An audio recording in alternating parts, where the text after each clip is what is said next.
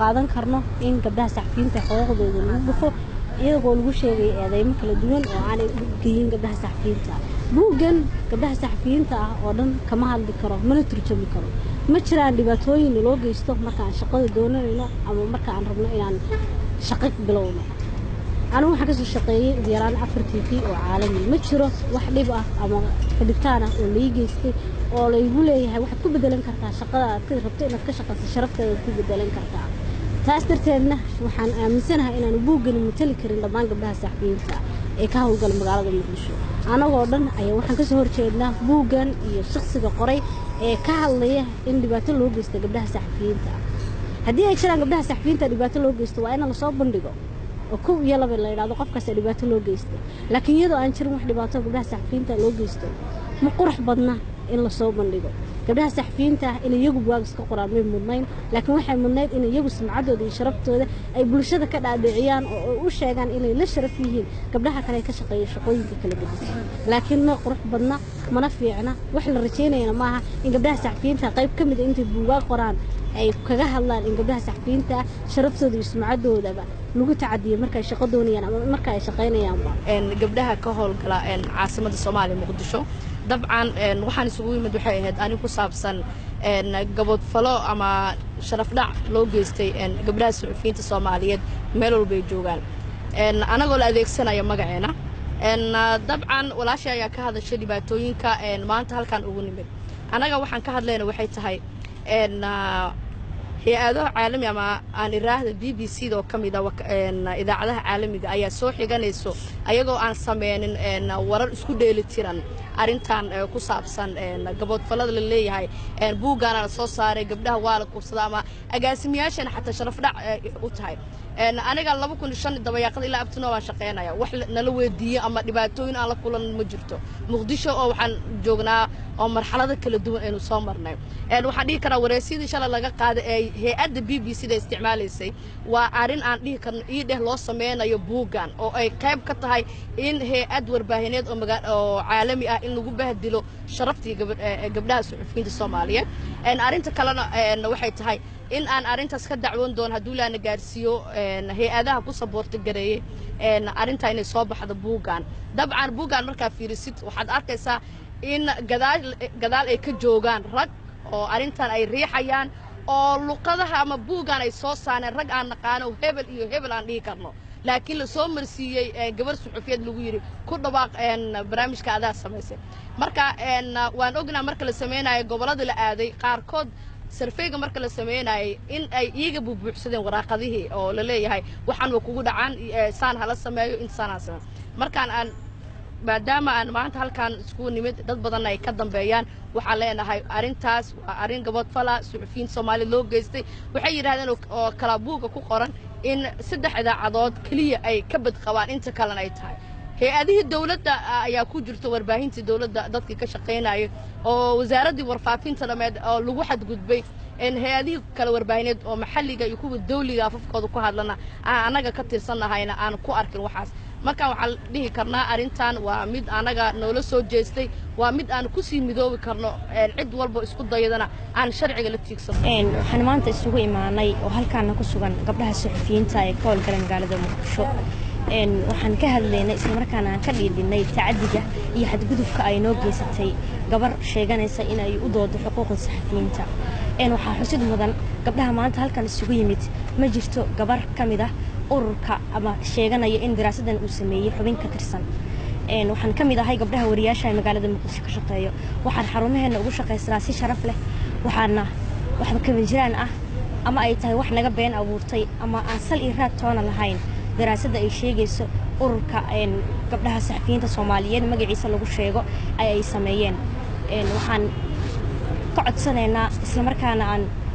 ururkaasi ka rabnaa inay raaligelin ka bixiso tacadiga iyo xadgudubka ay u geysatay gabdhaha Soomaaliyeed waxaan nahay gabdhaha daayar ka shaqeeya magaalada Muqdisho waxaan ku shaqeysanaa aqoonteena waxaana sharaf iyo cisi noo haya maamulka aan u shaqeyno waxaan station walba aan ka howlgalno ugu shaqeynaa baahi stationkaasi oo noo qaba iyo xirfadii aan leenahay ma jirto xadgudub gaar ah loo geysto ma jirto waxyaabaha buugaas la sheegay ee ku xusan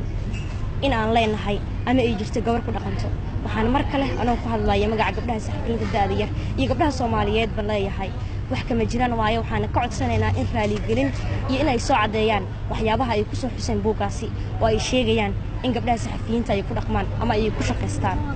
bismillaahir rahmaanir rahiim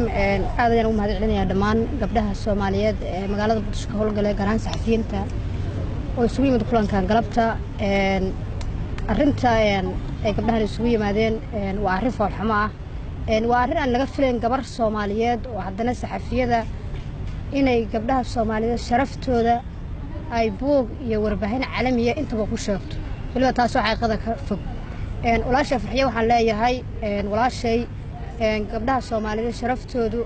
ma ahan wax yar oo mashruuc lagu raadsan karayo gabdhaha Soomaaliyeed sharaftoodu waa gabdho qiimo leh waa gabdho sharaf leh waa gabdho ixtiraam leh waa gabdho xarumaha joogan ixtiraam kale waa gabdho abaalmarin hela waa gabdho xilal sare ka haya waa gabdho mushaarka wiilashu qaataa mid lamid ah kuwa ka badan qaata warbixin aan arkay waxa kamid ahayd inay tiri gabdhaha aqoon ma lahan oo mid maadiya macnaheedu waxay tahay taasna inay ay marqaati ka yihiin dadka Soomaaliyeed gabdhaha saxafiyiinta oo midda ugu yar ay maanta tahay batch qaar master diyaarinayaan kuwana hadda ay ku guda jiraan inay heerkii koobaad ee batchka ay wadaan marka taas waxaan leeyahay inay gabdhaha Soomaaliyeed sharaftooda ay meel uga dhacday anigu afkaygu ma kara waxyaabaha ay tiri gabadhaasi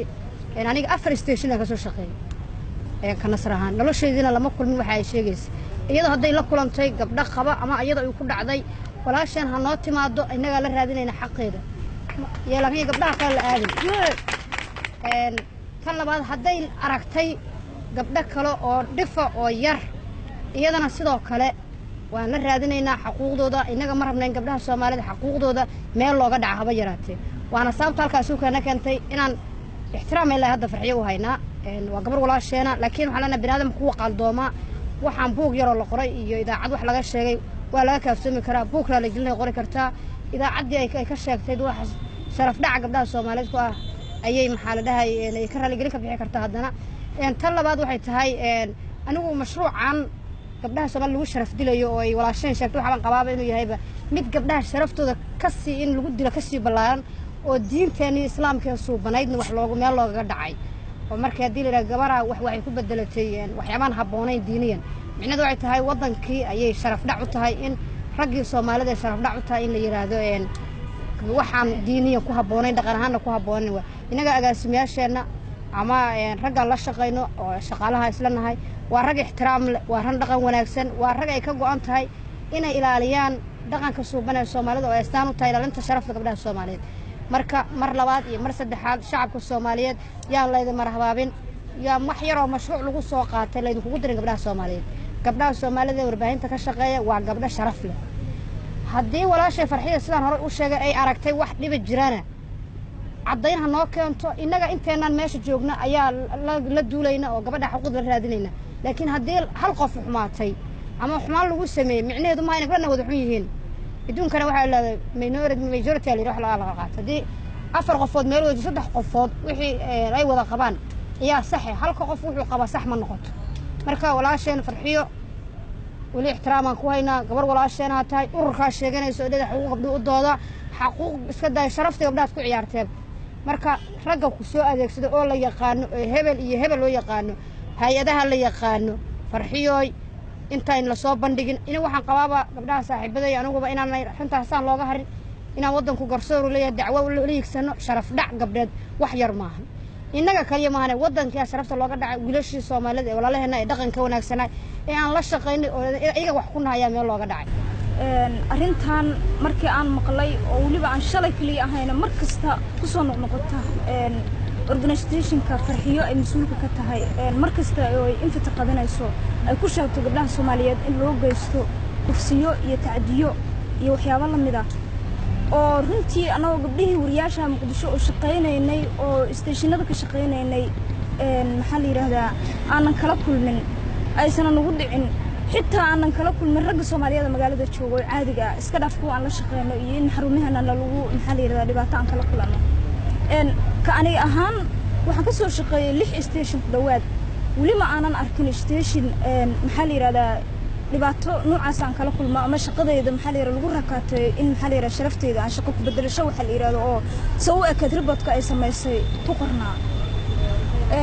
hadda halkaan ka shaqeeyo dhawaad 30 wiil ayaan waxaan la fariistaa shir anoo kaligay ah lana shaqeeyaa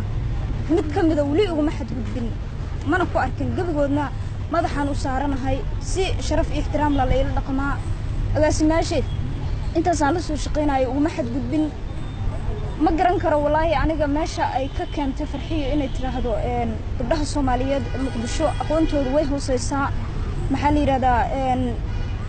waxa shaqada ay shaqeynayaan wuxuu ku bedeshay sharaftooda oo runtii dareenkayga aniga aad u kiciyay maxaa weeye qalad waaye waxaasi in maxaa la yiraahdaa anagoo sharaf leh haddii qof iyo laba ay aragtay oo waxaasi sameynaya waa inay keento oo caddayn u keento anaga xitaa maxaa la yiraahdaa ayna tusto si anaga xitaa tusaale ay noogu noqoto aan gabar kale Soomaaliyeed markaan aragno aan ula shaqeyno oo maxaa la yiraahdaa aan u garab istaagno si gabdhaha Soomaaliyeed aan loogu xadgudbin marka waxaasi qalad waaye aniga saan u arko farxiyo gabar walaashaan waaye